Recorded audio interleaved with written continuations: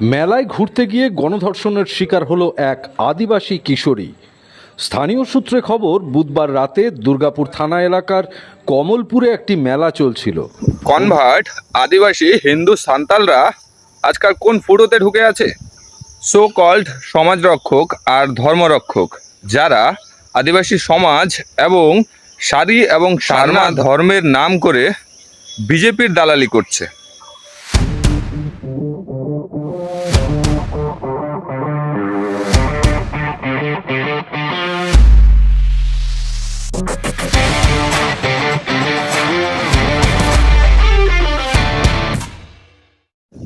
সান্তাল সমাজের অনেক ছোট বড় ক্রিয়েটার 30 জুন বা তার আগে থেকেই হুল মাহা নিয়ে কি করা উচিত সেগুলো নিয়ে ভিডিও বানিয়েছে।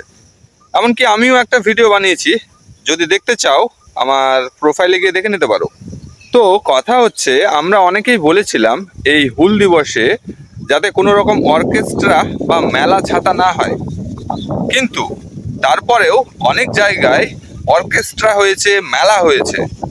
আর সেরকম একটা মেলাতে একটা মর্মান্তিক ঘটনা ঘটেছে, সেটাও আবার আমাদের পশ্চিমবঙ্গের বর্ধমান জেলায়। উড়ে ওঠার মতো ঘটনা ঘটল দুর্গাপুরে। মেলায় ঘুরতে গিয়ে গণধর্ষণের শিকার হলো এক আদিবাসী কিশোরী। স্থানীয় সূত্রে খবর, বুধবার রাতে দুর্গাপুর থানা এলাকার কমলপুরে একটি মেলা চলছিল। অভিযোগ, সেখানে ওই কিশোরীকে একা পেয়ে 4 যুবক জোর করে পাশের জঙ্গলে তুলে নিয়ে যায়, আর সেখানেই তার ওপর চলে নারকীয় অত্যাচার।